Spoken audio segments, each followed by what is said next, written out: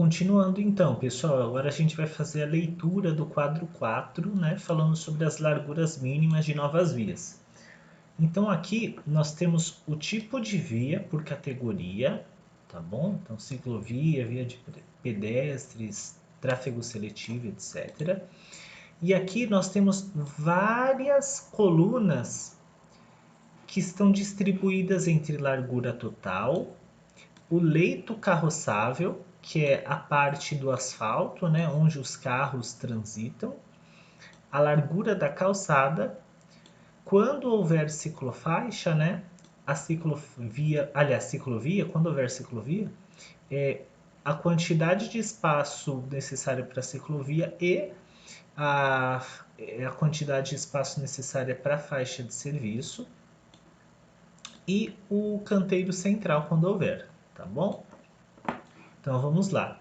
Para a ciclovia, a gente precisa ter uma largura total de 3,50 metros, sendo que 2,50 metros vai ser para a ciclovia em si e 90 centímetros para a faixa de serviço. Na via de pedestres, a gente vai ter 4 metros de largura, tá? Via de pedestres não tem leito carroçável porque não passa carro, ok? Tráfego seletivo, 8 metros, né? E está incluso em largura de calçada e leito carroçável. Acesso ao lote com balão. Então, pessoal, a partir daqui nós temos todas as descrições de a largura que precisa para a calçada e para o leito carroçável, ok? As vias de indução, concentração, né? E estrutural, elas têm algumas características mais peculiares que são indução e concentração, incluem a ciclofaixa, né? E a via estrutural inclui o canteiro central. Perfeito? Nas vias estruturais, o canteiro central inclui a ciclovia, ok? As declividades longitudinais das vias públicas deverão estar entre os limites de 0,5% e 10%, exceto para as vias de acesso ao lote e de circulação de bairro, para as quais serão admitidas declividades de até 15%. Nas vias de acesso ao lote sem saída, deverão ser executados balões de retorno com dimensões tais que permitam a inscrição de um círculo com um raio mínimo de 10 metros. Os raios mínimos nas curvas de concordância de alinhamento nas esquinas estão indicados no quadro 5. Então tem aqui um quadro só para os raios mínimos de concordância nas esquinas. Eu não vou estar entrando a fundo nisso, pessoal, porque eu admito que nessa parte eu não tenho muito conhecimento, tá bom? Continuando. Nas concordâncias dos alinhamentos das vias, com classificações diferentes, prevalecerão os raios mínimos especificados para as vias de menor importância, de acordo com a classificação para fins de uso do solo. Nas esquinas contrárias ao fluxo de veículos, o raio mínimo poderá ser menor a critério da Unidade de Gestão de Planejamento Urbano e Meio Ambiente, de acordo com o projeto geométrico da via. Nos empreendimentos com frente exclusiva para rodovias, o acesso deverá ser realizado por avenida marginal municipal com largura mínima de 15 metros ao longo das faixas de domínio público das rodovias, implantadas a expensas do interessado, de acordo com as diretrizes expedidas pelo município e exigências das concessionárias pertinentes. Então, pelo que eu entendi, pessoal, nós temos uma rodovia, né? Então, imagina que por aqui onde está passando o mouse é a rodovia. E do lado dela, uma via assistente, né? Com menor velocidade. Essa, no caso, seria a Avenida Marginal, porque ela está à margem da rodovia, tá bom? A implantação de vias marginais às rodovias para viabilizar o acesso aos terrenos lindeiros poderá ser autorizada mediante aprovação de projeto específico, independentemente do parcelamento do solo.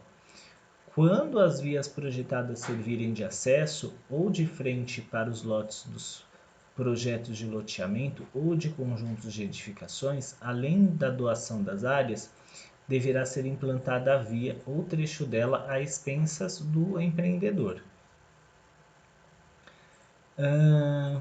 Ao longo das áreas destinadas às linhas de transmissão, deverá ser reservada faixa não edificante, com largura mínima de 15 metros, que poderá servir para a implantação de avenida marginal, dependendo das diretrizes definidas pelo município. As larguras e características das vias, dos parcelamentos e projetos habitacionais ZEIS 1 e Zona Especial de Regularização Fundiária atenderão aos parâmetros específicos previstos para essas áreas. As novas vias oriundas de loteamentos ou parcelamentos regulares de solo serão classificadas pela Unidade de Gestão de Planejamento Urbano e Meio Ambiente na análise de projeto. No caso de continuidade de via existente, a classificação viária será determinada na emissão de diretrizes. Registrado o loteamento, a classificação será efetivada mediante ato do Executivo.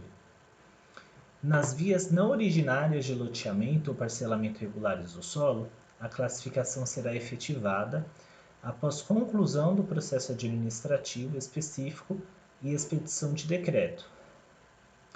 Nos casos de aprovação de projeto de parcelamento do solo, mediante loteamento ou desmembramento, e nos empreendimentos de utilização de glebas para conjuntos de edificações, as áreas atingidas pelas diretrizes viárias deverão ser doadas ao município. Nos empreendimentos enquadrados em estudo de impacto de vizinhança e relatório de impacto de vizinhança, ou no relatório de impacto de trânsito atingidos por diretrizes viárias, é obrigatória, além da doação definida no caput, a implantação da via projetada no trecho correspondente ao projeto de análise. Em caso de alteração do viário existente, não será admitido diminuir a largura da calçada. Para a oficialização, a nova via deverá estar aberta, devidamente implantada e classificada por meio da expedição de decreto de acordo com diretrizes ou projetos aprovados pela Prefeitura, assim como integrar o patrimônio público municipal.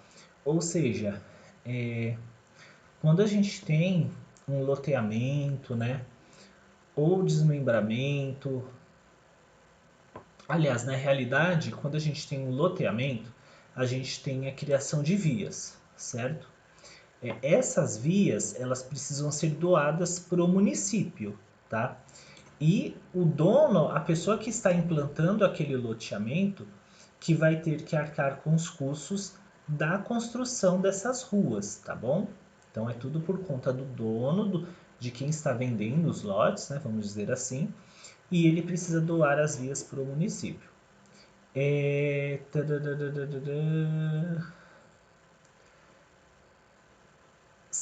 Certo. Quando vias projetadas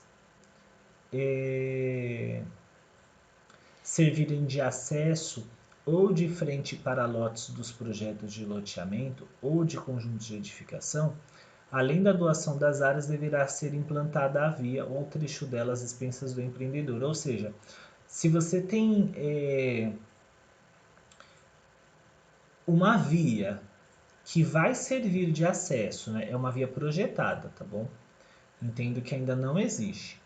E ela vai servir de acesso para o empreendimento que você está vendendo, conjunto de casas, apartamentos, ou para o loteamento que você está fazendo, essa via que ainda não existe, que vai servir para chegar até o seu loteamento, precisa ser construída por você, tá bom? Você que vai ter que pagar por ela. Eu acho que isso era o mais importante, né? E agora a gente tem o próximo capítulo para ser tratado, tá? Do uso do solo. Ok? Vou estar encerrando por aqui.